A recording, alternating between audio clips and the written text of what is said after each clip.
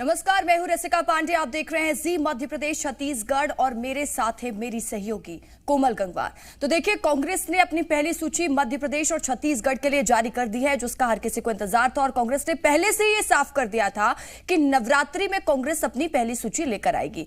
कई सिटिंग विधायकों के टिकट भी कटे हैं। अब देखने वाली बात होगी किस तरीके से चुनौतीपूर्ण रहने वाला है ये, किस तरह से कांटे की टक्कर छत्तीसगढ़ और मध्य प्रदेश में बीजेपी और कांग्रेस में देखने को मिलेगी। कोमल, बिल्कुल 144 प्रत्याशियों के नाम मध्य प्रदेश में सामने आया और 30 प्रत्याशी छत्तीसगढ़ में। ऐसे में अगर हम छत्तीसगढ़ को लेकर रसिका बात करें तो पहले ही कांग्रेस की तरफ से साफ कर दिया गया था कि फेरबदल होगा। कई विधायकों के जो सिटिंग एमएलएज हैं उनके टिकट कटेंगे और वो फेरबदल देखने को मिल रहा है। इस लिस्ट में 8 विधायक करीब बताए जा रहे हैं जिनका टिकट कटा है और प्रदेश प्रभारी कुमारी सैलजा ने भी साफ किया था कि सामान्य स्थिति है और फेरबदल होना कोई गलत बात नहीं है। वहीं इसके इतर अगर मध्य प्रदेश की बात कर लें तो सर्वे के आधार पर कहा था कि नाम का ऐलान होगा। पितृपक्ष खत्म होने का इंतजार किया जा रहा था और नवरात्र के पहले दिन ये सूची आ चुकी है। बिल्कुल, तो सूची जारी हो चुकी है और अब पूरी तैयारी में दोनों ही पार्टी नजर आएगी, क्योंकि देखिए टाइम टेबल यानी कि जो तारीखें थी चुनाव की वो उनका ऐलान पहले ही हो चुका था और लगातार ये कयास लगाए जा रहे थे कि कब कांग्रेस की पहली सूची आएगी। कांग्रेस की पहली सूची कई संकेत देने की कोशिश भी सूची के माध्यम से की गई है। हमने देखा जब बीजेपी की पहली सूची कोमल आई थी तो उसमें कई नए उम्मीदवारों के नामों पर मुहर लगाई गई थी, कई नए उम्मीदवारों के नाम सामने आए थे। लेकिन अगर आप छत्तीसगढ़ की सूची देखेंगी तो उसमें आप देखेंगे सबसे पहले टीएस सिंहदेव का नाम है, अमरजीत भगत का नाम है, उमेश पटेल का नाम है, जयसिंह अग्रवाल, ये तमाम वो लोग हैं जो मंत्री भी हैं। तो कहीं ना कहीं कांग्रेस क्या संकेत देने की कोशिश कर रही है ये भी देखने वाली बात है। तो उस वक्त की बड़ी जानकारी हम आप तक पहुंचा रहे हैं। मध्य प्रदेश में कांग्रेस की प्रत्याशियों की लिस्ट कांग्रेस ने जारी कर दी है। साथ ही अगर छत्तीसगढ़ की बात करें तो छत्तीसगढ़ में भी ऐलान हो चुका है पहली सूची का कांग्रेस का। और हमारे साथ कई लोग जुड़े हुए हैं जिनसे हम खास चर्चा करेंगे।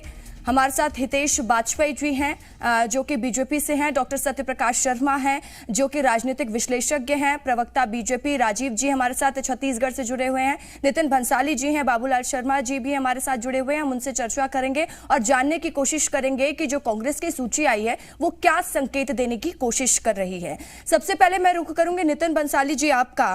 कांग्रेस की लिस्ट का इंतजार हर किसी को था, आप लोगों ने पहले ही साफ कर दिया था कि नवरात्रि के पहले दिन ही सूची जारी करेंगे। तो कहीं ना कहीं ये कहीं मास्टर स्ट्रोक प्लान तो नहीं था कि आप लोग भी सनातन की ओर आगे बढ़ते हुए दिखाना चाहते थे कि हम भी सनातनी हैं? सनातन को हम समझते हैं पर हम ढोल नहीं पीटते भाजपा के जैसे। ये बात बिल्कुल तय है कि ये सूची हम चाहते तो पितरपक्ष में भी जारी कर सकते थे, क्योंकि पीईसी और सीईसी में इसके एक एक सीट पर मैंने जैसा कि बताया चिंतन मनन हो चुका था, सर्वे रिपोर्ट्स देखी गई थी, जिताऊ प्रत्याशियों को टिकट दी गई है। और निश्चित तौर पर मैंने डिबेट के शुरू में ही कहा कि हमारा जो नारा है इस बार का, हमारा जो मिशन है अब की बार 75 पार, 71 हम अभी हैं, 75 पार पे काम कर रहे हैं। और आप देखिए कितनी संतुलित सूची है, इसमें सारे वर्गों को, महिलाओं को, युवाओं को, नए चेहरों को, हर वर्ग के लोगों को महत्व दिया गया है। और अब एक दूसरी सूची भी आना बाकी है। 30 नामों की घोषणा हो चुकी है और जल्द ही जो 60 टिकटें बची हैं ये भी मुझे लगता है नवरात्रि में ही 2-3 दिन में जारी हो जाएंगी। और हम बिल्कुल तैयार हैं, हम जो हमने एक नारा दिया है हम बिल्कुल तैयार हैं और निश्चित तौर पर एक प्रचंड बहुमतों से फिर हम कांग्रेस की सरकार बनाने की ओर अग्रसर हैं। बिल्कुल, चलिए मैं लौटती हूँ आपके पास। राजीव जी आपके पास आना चाहूंगी। देखिए कांग्रेस की तरफ से फुल कॉन्फिडेंस नजर आ रहा है, अब की बार 75 पार। फिर कांग्रेस की तरफ से जब ये कह दिया गया तो बीजेपी के हाथ क्या, किस तरह से लेते हैं? देखिए, एक कहावत है कि सपनों में कोई टैक्स नहीं, मुंगेरी लाल के हसीन सपने, हसीनों से भी अपने सपने, अपने सपने। वो सपना है कांग्रेस पार्टी का, जो सपना ही रह जाएगा, कभी पूर्ण नहीं होगा। मैं एक बात कहना चाहता हूं आपके सशक्त लोकप्रिय टीवी चैनल के माध्यम से, जो खुज्जी से छन्नी साहू जी महिलाओं की बात करती है। अभी प्रियंका जी रायपुर आई थी, उन्होंने कहा था कि महिलाओं को बहुत हम तवज्जो देंगे महिला आरक्षण का। उन्होंने सिटिंग एमएलए खुज्जी से जो छन्नी साहू जी थी उनका टिकट काट दिया। दूसरी बार उनके ऊपर 2-2 बार हमला हुआ, माने सिटिंग एमएलए के ऊपर एक आपराधिक व्यक्ति ने उनको जनसभा में जाकर उनके ऊपर हमला किया, उसे रोका नहीं, वो लहूलुहान हो गई। तो ये कांग्रेस की अपराध गढ़ की कथा व्यथा वो कह रही है कि किस प्रकार से महिलाओं के ऊपर छत्तीसगढ़ में अपराध बढ़ते जा रहे हैं। अब वो एनसीआरबी की रिपोर्ट कहते हैं तो वो 2 साल से प्रकाशित नहीं हुई। और दूसरी बात, यहाँ पुलिस कोई एफआईआर दर्ज नहीं करती। शासन का स्पष्ट निर्देश है कि कोई भी अपराध हो तो उन्हें शून्य जाबू जाकर वापस दे दो, एप्लीकेशन लिए जाते हैं, एफआईआर दर्ज नहीं होती। तो जिस महिला ने धरना दिया उस महिला को उनकी एफआईआर लिखी गई, ना कोई कार्रवाई की गई, हमलावर को 2 दिन बाद छोड़ दिया गया। तो इस प्रकार से जो महिलाओं के ऊपर अपराध हो रहा है, और कोई महिला यदि खड़ी हो जाए अगर न्याय मांगे तो उसका टिकट काट दिया जाता है। दूसरी बात, जिस प्रकार से विधायक बंधुओं का टिकट काटा गया, मंत्रियों का टिकट क्यों नहीं काटा? मंत्रियों के खिलाफ भी एंटी इनकम्बेंसी चल रही है, बहुत जनाक्रोश है, लेकिन वो प्रभावशाली है। नहीं, आपकी बारी आए बोलेगा नितिन जी, मैं आपकी बहुत इज्जत करता हूं। राजीव जी, तो पहले ये कांग्रेस ने साफ कर दिया था कि पहले स्थिति का जायजा लिया जाएगा, समझा जाएगा कि कौन कैंडिडेट कहां से मजबूत है। कांग्रेस का एक ही नारा है कि जिताऊ प्रत्याशी को मैदान में उतारेंगे। इस आधार पर टिकट का वितरण हुआ। और जैसे कि आप बात कर रहे हैं कि महिलाओं के साथ इतना अपराध हो रहा है, तो ये आप लोगों के लिए कहीं ना कहीं अच्छी बात ये हो जाती है कि आपके पास जीत का मंत्र मिल रहा है ना, कि जनता कांग्रेस से नाराज चल रही होगी। तो ठीक है, मैं हितेश जी का रुख कर लेती हूँ। हितेश जी, लिस्ट आ चुकी है कांग्रेस की, आप किस तरीके से इस लिस्ट को देखते हैं? मैं सबसे पहले आपसे ये समझना चाहूंगी। देखिए, हम जैसा एक्सपेक्ट कर रहे थे कि कांग्रेस में परिवारवाद चलेगा, कांग्रेस में अपराधियों से कांग्रेस किनारा नहीं कर पाएगी, कांग्रेस में भ्रष्ट लोगों पर जिन पर गंभीर भ्रष्टाचार के आरोप हैं उनको वो लाएंगे ही आगे। तो ये पूरा दिखा है कि इस पूरी कवायद में सबसे ज्यादा इनके यहाँ पैसा चला है। बहुत, जिनके पास खूब पैसा है, अब वो पैसा लेकर दिए नहीं दिए ये लोग जानते हैं, क्योंकि मैं अभी बोलूंगा, रेट भी बता दूंगा ना, तो अभी मेरे को नोटिस आ जाएगा। और मेरी इच्छा नहीं है कि अभी फिलहाल मैं किसी लिटिगेशन में जाऊं, लेकिन ऐसा लगता है कि बहुत मोटा माल के चक्कर में सारा टिकट ये हुआ है। अब परिवार जैसे देखेंगे आप, तो दिग्विजय सिंह के बेटे को भी मिल गया। तो मैं हितेश जी लौटूंगी आपके पास। हमारे एसोसिएट एडिटर रुपेश गुप्ता गिरीश देवांगन से चर्चा कर रहे हैं, आपको सुनाते हैं। जो चुनाव होता है वो छोटा कहीं का भी हो, बहुत महत्वपूर्ण होता है, बड़ा होता है। डॉक्टर रमन सिंह के खिलाफ पार्टी ने गिरीश देवांगन को मैदान में उतारा है। पिछली बार करुणा शुक्ला को उतारा था, लेकिन डॉक्टर रमन सिंह ने हरा दिया था। कैमरामैन राकेश। तो देखिए, गिरीश देवांगन से रुपेश चर्चा कर रहे थे, और गिरीश देवांगन के नाम की चर्चा इसलिए है क्योंकि वो राजनांदगांव से प्रत्याशी बनाए गए हैं। डॉक्टर रमन सिंह जो कि पूर्व मुख्यमंत्री रहे हैं, और उनके खिलाफ गिरीश देवांगन की क्या कुछ तैयारी है, ये भी जानना कोमल बहुत महत्वपूर्ण है। बिल्कुल, ऐसे में खास बात ये हो जाती है कि रसिका, क्योंकि तैयारी की बात जब की जाए तो बीजेपी हो या कांग्रेस हो, अपनी तैयारी का 100% बोल रहे थे। अब ऐसे में देखना ये जरूरी होगा कि किस तरह से जनता का आशीर्वाद मिलेगा। मेहमानों का रुख फिर से करेंगे। हितेश जी, एक बार फिर से मैं आपके पास आना चाहूंगी, क्योंकि लिस्ट को लेकर जब हम बात कर रहे हैं, कांग्रेस का ये कहना कि जमीनी स्तर पर सर्वे कराया गया, उसके बाद नामों का ऐलान किया गया, लेकिन इसके इतर बीजेपी का ये कहना कि जो सिटिंग एमएलए जिनका टिकट काटा गया है या फिर अब जो तैयारी है उसको लेकर बीजेपी का यह कहना कि उन्हें एक मौका मिल रहा है। देखिए, मैं आपसे यही कह रहा था कि पहली चीज तो जैसे परिवारवाद के तहत है। अब दिग्विजय सिंह के बेटे को भी टिकट है, दिग्विजय सिंह के भतीजे को भी है, दिग्विजय सिंह जी के भाई को भी है, वो खुद राज्यसभा में है, और कोई बचा उनके घर में तो उसको भी राजनीति में पहुंचा देंगे। कमलनाथ जी के बेटे सांसद हैं, वो खुद छिंदवाड़ा से लड़ रहे, तो पिता पुत्र दोनों आ गए हैं, बहू बची है बस। तो कुल मिला के पूरे उसमें आप यदि उठाकर देखेंगे तो भाई भतीजावाद, परिवारवाद, धनाढ्य लोग, अपराधी, अब जैसे उमंग सिंह नहार हैं, सारे केस उन पर चल रहे हैं। फिर उसके बाद आपके आरिफ मसूद है, हत्या के आरोप से लेकर 34 केस हैं उनके ऊपर संगीन अपराधों के। तो ये देखने में आ रहा है कि इन्होंने कहीं पर भी राजनीतिक शुचिता का परिचय नहीं दिया है। फिर जो अभी सूची हम देख रहे थे कि हमारे यहाँ से भी कुछ लोग गए, जैसे दीपक जोशी, भवन सिंह शेखावत, रामकिशोर शुक्ला जी, इन सब के नाम उन्होंने अभी तक तो हमको दिखाई नहीं दिए कहीं पर कि आ रहे हों। और इनके फिर अगेन जो है करीब 50 टिकट तो अनुसूचित जनजाति के और जाति के हैं, वो स्टैंडर्ड टिकट्स हैं। तो देखने में आ रहा है कि कोई ऐसा नयापन नहीं है। कोई हारे हुए लोगों को या हार की कगार पर जो बैठे उन लोगों को दिया गया है, फैमिली टिकट्स पर्याप्त मात्रा में है, पैसे को लेकर जो जिस प्रकार से टिकट दिए जाते हैं तो इसमें धन इकट्ठा करने का भी एक बहुत बड़ा स्कोप है जो दिखाई देता है। तो कुल मिलाकर मतलब हम तो बहुत हतोत्साहित हैं इस सूची को देखकर, इसमें हमें कोई बहुत दम नजर नहीं आती। हितेश जी, एक मेरा सवाल और रहेगा, इसका जवाब आपसे चाहूंगी, क्योंकि देखिए बीजेपी की ओर से जब लिस्ट जारी की गई तो ये कहा जा रहा था कि कांग्रेस इंतजार कर रही है कि वो जो प्रत्याशी उतारे गए उनके अगेंस्ट ऐसे प्रत्याशी उतारे जाएं कि एक रणनीति तैयार की जाए कि जीत हमारी ही हो। इसको कैसे देखते हैं?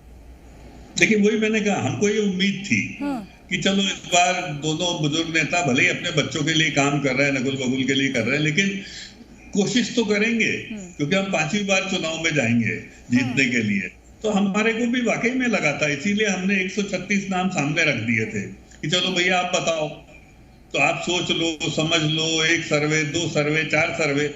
लेकिन देखा यह गया कि कांग्रेस में कितने ही सर्वे कर लो, अंत में टिकट घर में ही बंटना है, अंत में टिकट उसी को मिलना है। जी, लेकिन कांग्रेस तो पहले जब आप लोगों की पहली सूची आई थी तो कांग्रेस ने इसी तरह का बयान दिया था कि बहुत ठंडी है, हमें डर नहीं लग रहा है और हम जो प्रत्याशी उतारेंगे हम तगड़े प्रत्याशी उतारेंगे और हम जीत फतेह करके आएंगे। तो चलिए बाबूलाल जी का मैं रुख कर लेती हूँ। बाबूलाल जी, आपने बीजेपी की पहली सूची भी देखी, कांग्रेस की भी पहली सूची देखी। कांग्रेस की सूची आती है, ऊपर सबसे पहले बड़े मंत्रियों के नाम देखने को मिलते हैं, तो इसको आप किस तरीके से देखते हैं सर? देखिए ये जो सूची निकली, आप बड़े ध्यान से अगर देखेंगे तो आपको समझ में आएगा कि ये पहले चरण में जहां मतदान होने हैं वहां के लोगों को टिकट दी गई है और 13 मंत्रियों को टिकट दी गई है जी। 13 मंत्री जिनको टिकट देना ही देना था, इसलिए उनकी पहली सूची में नाम जोड़ दिया गया और बाकी जितने भी नाम है वो सारे प्रथम चरण के मतदान के दिन के लिए जो सीटें हैं उनका दिया गया। सिर्फ जगदलपुर सीट को बचाया गया है। जगदलपुर सीट में पेच फंसा हुआ है, इसलिए उसका निर्णय आजकल में कर दिया जाएगा। जहां तक सवाल दूसरी सूची का है, उसके लिए उनको समय मिलेगा। जो इन्होंने अभी जो सूची दी है 30 की, इसके बाद जो है दूसरी सूची जारी करने के लिए 4-5 दिन का समय इनको मिलेगा, क्योंकि वो 17 नवंबर के दूसरे चरण के चुनाव की लिस्ट बनेगी। तो उसलिए जो है मुझे लगता है ये सरलता के लिए जो है प्रथम चरण में किसी प्रकार की कमी न रह जाए, समय का कम अभाव न हो जाए, इसलिए जो है पहले चरण की सूची को उन्होंने निर्णायक रूप से दे दिया है और 13 मंत्रियों का नाम दे दिया, ताकि ये जाहिर हो सके कि पहली सूची में ही मंत्रियों के नाम आए। ये मुझे जो समझ में आता है। और बाकी जो है स्पष्ट रूप से साफ साफ दिख रहा है कि 14 एसटी सीट इन्होंने कवर की है, बस्तर सीट की, और राजनांदगांव नक्सल क्षेत्र का जो है 14 एसटी सीट क्लियर किए है, 3 एससी सीट क्लियर की है और 13 सामान्य सीट क्लियर। 13 सामान्य में जो है वो 10 जो है वो आपके सामान्य मंत्री लोगों का है, बाकी 3 जो है कास्ट के जो मंत्री है उनका आया है। तो स्पष्ट रूप से साफ साफ है कि पहले चरण की टिकट के लिए और मंत्रियों के पहली सूची में नाम आए, इस आधार पर यह सूची जारी हुई, जो मुझे लगता है। चलिए आपके पास लौटते हैं। हमारे साथ देखिए अन्य मेहमान भी जुड़े हुए हैं। सत्यप्रकाश जी, आपके पास आना चाहूंगी, क्योंकि देखिए लिस्ट को लेकर जब हम बात करते हैं तो बीजेपी और कांग्रेस की ओर से लगातार आरोप प्रत्यारोप तो शुरू से ही चले हैं। बिल्कुल, और वो चलता भी रहेगा। बिल्कुल, लेकिन अगर हम कांग्रेस की लिस्ट को लेकर बात करें तो कहा जा रहा कि ठंडी लिस्ट है। ऐसे में जीत को लेकर रणनीति किस तरह से आप देख रहे हैं दोनों ही पार्टियों की? सत्यप्रकाश जी, इसमें मैं अपना भी एक क्वेश्चन ऐड करना चाहूंगी। जैसे कि कोमल बोल रही हैं कि कांग्रेस और बीजेपी दोनों की ही लिस्ट को ठंडी लिस्ट बता रही है, तो देखिए इस बार जो छोटे दल हैं वो भी महत्वपूर्ण भूमिका निभाते हुए नजर आएंगे। इसको लेकर आप समझाइए कि किस तरह की रणनीति हो सकती है, क्या कुछ आगे स्थिति बन सकती है? देखिए ये जो इलेक्शन है, इस इलेक्शन का जो अभी तक सिनेरियो दिख रहा है कि फाइट मुख्य दल कांग्रेस और भाजपा के बीच में भी हो जी, क्योंकि मध्य प्रदेश के पॉलिटिक्स का जब से स्टेट बना है मॉडल भी बाइपोलर है। तो अगर इस बार कहीं कांग्रेस चूकती है तो जरूर मध्य प्रदेश का जो मॉडल है वो ब्रीच हो सकता है। जैसा कि दोनों पार्टीज के नेता ने कहा कि ठंडी लिस्ट है, ये तो नहीं कहा जा सकता। वन बाई वन एक सीट पर गहन अध्ययन के बाद देखिए कांग्रेस ने एक आज जो लिस्ट जारी की उसमें कुछ चीजें मैं आपको बताना चाहूंगा। एक तो नरसिंहपुर की सीट देखें, वहां कांग्रेस ने एक प्रयास किया है कि जाति यानी कम्युनिटी, एक ही community, Patel community, Lodhi community के वोट को स्प्लिट किया जाए। वहां पटेल वर्सेस पटेल किया है। ठीक उसी प्रकार से Narottam Mishra high profile seat मानी जा रही है, क्योंकि मैंने पिछली बार भी कहा था कि अगर बीजेपी की सरकार बनती है तो वो एक नाम सीएम के रूप में हो सकते हैं। ऐसे में उनके अगेंस्ट पार्टी से ही आए अवधेश नायक को टिकट दे दिया, यानी कि दो ब्राह्मणों के बीच में लड़ाई।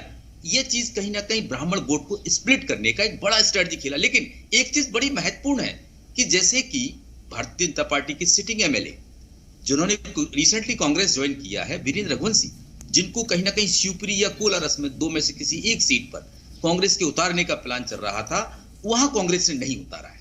देखिए उनको टिकट अभी तक नहीं मिला। अब शायद सीट कोई एक आधी कोई दिखती है जहां से उनको उतारा जा सकता है। लेकिन आपको एक चीज बताऊं, एक और आश्चर्य, अगर 6 बार से लगातार जीत रहे कांग्रेस के कद्दावर नेता केपी सिंह को पिछोड़ से ना लड़ाते हुए आप देखते हैं कि उनको शिवपुरी से लड़ा दिया। देखिए कहीं ना कहीं जो सीट पर अभी तक नाम अनाउंस नहीं हुए हैं भारतीय जनता पार्टी की तरफ से, उनके लिए भी फ्यूचर प्लान बना के कांग्रेस ने देखा। देखिए एक चीज आपको बताऊं, बालाघाट की सीट, बालाघाट से अभी डॉक्टर बिशेन का नाम जो मंत्री हैं उनका नाम अभी तक क्लियर नहीं हुआ है। ये माना जा रहा है या ये सोर्सेस कहते हैं कि उनकी बेटी मौसमी को वहां से उतारा जा सकता है। इसलिए कंकन मुंजारे की पत्नी जो रिसेंटली मई में ही जिन्होंने कांग्रेस ज्वाइन किया था, उनको वहां से टिकट दे दिया है। यानी कि दो महिलाओं के बीच में चुनाव हो सकता है। तो कुल मिला के ये तो कहीं नहीं कहा जा सकता कि दोनों लिस्ट ठंडी है, चाहे कांग्रेस आरोप लगा रही हो या भारतीय जनता पार्टी। भारतीय जनता पार्टी ने भी जो भी टिकट लिए, मनन, चिंतन और सर्वे, तीनों ही आधार हो सकते हैं। अच्छा सत्य प्रकाश जी, एक सवाल मेरा आपसे ये भी रहेगा, क्योंकि शुरू से ही रहा कि हर वर्ग को अपनी ओर आकर्षित किया जाए। इस लिस्ट को लेकर, कांग्रेस की लिस्ट को लेकर अंदाजा लगाया जा सकता है कि आधी आबादी को साधने की कोशिश लगातार जो की जा रही थी उस ओर कदम उठाए, युवाओं को अपनी ओर आकर्षित करने की जो कोशिश की जा रही थी वो भी सफल कदम एक उठा हुआ दिख रहा है, क्योंकि कई युवा प्रत्याशी भी नजर आ रहे हैं। आपका बहुत अच्छा सवाल। देखिए कमलनाथ अपनी हर स्पीच में कहीं ना कहीं यूथ को फोकस करते हैं, उनके एम्प्लॉयमेंट के लिए फोकस करते हैं। तो इस लिस्ट में कई युवा चेहरे भी हैं, इसलिए ये चीज कांग्रेस की दिखती है। क्योंकि दो चीज बहुत महत्वपूर्ण है। कांग्रेस कुछ समय से न केवल मध्य प्रदेश बल्कि पूरे देश में कास्ट सेंसस का इशू उठा रही है। उसको, उसके पीछे क्या फोकस है? कहीं ना कहीं ओबीसी वर्ग है। और मध्य प्रदेश में आपको पता है मोर देन 55 अराउंड 55% यहाँ ओबीसी है। इस लिस्ट में अगर आप देखेंगे तो उन्होंने ओबीसी को बैलेंस करने का पूरा प्रयास किया। साथ ही भारतीय जनता पार्टी की 134-6 जो कैंडिडेट की लिस्ट अभी तक आई है उसमें 17 वुमेन और यहां उन्होंने 19, दो अधिक, यानी परसेंटेज देखा जाए तो कांग्रेस का भारतीय जनता पार्टी से आगे दिखता है। यानी कि पिछली जो लिस्ट भारतीय जनता पार्टी की आई है उसको पूरी एनालाइज करते हुए, वहां के लोकल सिचुएशन को देखते, वहां की कंडीशन बिल्कुल। और साफ कांग्रेस ने पहले से ही कह दिया था कि सर्वे के आधार पर ही टिकट वितरण किया जाएगा। सत्यप्रकाश जी लौटूंगे आपके पास। नितिन जी मैं आपका रुख करना चाहूंगी। कल सीएम भूपेश बघेल ने लिस्ट आने से पहले जब वो राजनांदगांव के दौरे पर गए, उन्होंने एक ट्वीट किया और साथ ही फेसबुक पर भी उनका एक स्टेटस देखने को मिला कि राजनांदगांव में भी इस बार कांग्रेस ही जीत दर्ज करेगी, अडानी नहीं। सर देखिए इसका मतलब क्या, कहीं रमन सिंह का गढ़ है राजनांदगांव, कहीं ओवर कॉन्फिडेंस तो नहीं है या फिर कोई लूप होल मिल गया है कि कांग्रेस पूरी कॉन्फिडेंट है कि इस बार राजनांदगांव में हम ही फतेह हासिल करेंगे? देखिए रमन सिंह जो है वो बाहरी प्रत्याशी हैं राजनांदगांव में। मैं आपको बता दूं रमन सिंह मूलतः रहने वाले कवर्धा के हैं। उन्होंने राजनीतिक जीवन कवर्धा से शुरू किया, उनका घर कवर्धा में और विधायक बनकर बैठे हैं राजनांदगांव से। तो देखिए ये लड़ाई जो होगी ये 15 वर्षों के करप्शन, अब तो 20 बोलेंगे, 20 साल के हो गए रमन सिंह यहाँ पर, 20 वर्षों से हो गए यहाँ पर विधायक। तो ये लड़ाई जो होगी एक जमीनी कार्यकर्ता की लड़ाई होगी। गिरीश देवांगन जो एक डाउन टू अर्थ लीडर को वहां पर जो मौका दिया गया डॉक्टर रमन सिंह के सामने, एक ऊर्जावान चेहरा है। देखिएगा निश्चित तौर पर चौंकाने वाले परिणाम होंगे। आप पिछले ही चुनाव में देख लीजिए, डॉक्टर रमन सिंह जी लगभग आपकी टीवी स्क्रीन पर मैं डिबेट में था और जब सामने आंकड़े आ रहे थे तब रमन सिंह जी एक समय तो ऐसा आ गया था कि हार रहे थे। वो तो कुछ 2-4 बूथों में उनको बढ़त मिल गई, तो वो पिछले उसके पहले जो चुनाव वो जीते थे उससे बहुत ही कम मार्जिन से चुनाव जीते हैं। और अब जनता जो है देख चुकी है, क्योंकि राजनांदगांव का विकास जो है वो कहीं न कहीं डॉक्टर रमन सिंह की वजह से रुका। मुख्यमंत्री रहते हुए भी वो ब्रिज तक कंप्लीट नहीं कर पाए थे। मैं तो जाते रहता हूं उस रूट से, आज भी उसी रूट पे जाने वाला हूं, तो मुझे पता है कि डॉक्टर रमन सिंह के रहते वहां पर क्या हुआ है। तो कांग्रेस ने जो एक फ्रेश चेहरा वहां पर दिया, एक ऊर्जावान कैंडिडेट गिरीश देवांगन, मैं दावा करता हूं एक जबरदस्त मार्जिन से गिरीश देवांगन जी की वहां पर जीत होगी। चलिए लौटते हैं आपके पास राजीव जी, सवाल आपसे इसी से जुड़ा रहेगा क्योंकि देखिए डॉक्टर रमन सिंह के अपोज कर रहे हैं गिरीश देवांगन जी, ऐसे में कांग्रेस काफी ज्यादा कॉन्फिडेंट नजर आ रही है कि जीत कांग्रेस की होगी क्योंकि जो प्रत्याशी हैं वो जनता के दिल तक पहुंचे हुए हैं, तो आशीर्वाद सिर्फ उन्हें ही मिलेगा। क्या ऐसा संभव हो पाएगा या फिर कुछ आशीर्वाद मिल पाएगा आपको भी? देखिए, गिरीश देवांगन जी मूलतः खरोरा गांव के रहने वाले हैं, जो दूर है, काफी दूर है राजनांदगांव से, मेरे ख्याल से 200 किलोमीटर के आसपास की दूरी है। और वो तैयारी कर रहे थे भाटापारा और बलौदा बाजार से। पता नहीं ऐसी क्या बात हुई कि उन्हें राजनांदगांव शिफ्ट किया गया। और डॉक्टर रमन सिंह जी राजनांदगांव से सांसद रह चुके हैं, राजनांदगांव से लगातार 3 बार विधायक हैं, तो इस प्रकार से बोलना कि वो बाहर के हैं, तो ये कांग्रेस पार्टी ने एक नहीं घर है ना, नहीं देखिए मैं आपको इंटरप्ट किया, सुचिता नहीं उनको बोलने दीजिए, आपको मौका दिया जाएगा बोलने का। आपके पास आएंगे आपको कितना समय से राजनांदगांव में वो रह रहे हैं। दीजिए ना नितिन जी, जब आप बोल रहे थे तो वो आपको बीच में नहीं टोक रहे थे, उनको अपनी बात कंप्लीट करने दीजिए, फिर आप अपना पक्ष रखिए। राजीव जी बोलिए। तो कांग्रेस के पास कांग्रेस के पास प्रत्याशियों का बड़ा टोटा है, एक तरफ से उनको जूझना पड़ रहा है, तो जो निरीह लोग हैं, जो विधायक थे, उनकी टिकट काट दी गई। अच्छा, मंत्री की ये तो हो गई गिरीश देवांगन जी, जो खरोरा से मैंने राजनांदगांव से जिनका कोई दूर दूर तक नाता नहीं है, वो बलौदा बाजार के क्षेत्र। अब आप नहीं आप कहाँ बोलिएगा ना, इनका अवसर है, मंत्री तो मैं थोड़ी सुनता रहूंगा। देखिए, जो मंत्री है प्रेम साय सिंह जी, वो सरगुजा क्षेत्र की लगभग सीटें डिक्लेयर की गई, लेकिन प्रेम साय सिंह टेकाम जी का क्या गुना था, मंत्री पद से भी हटा दिए, मंत्री पद से, और अभी विधानसभा में उनका सर्वे है ना सर, छोड़िए ना आप, अच्छी बात है कि आप इसको अच्छे वे में लीजिए। आप ये सोचिए कि आप लोग स्ट्रॉन्ग पोल में जा रहे हैं, आप वो सब छोड़िए, जो सवाल है आप उसका जवाब दीजिए।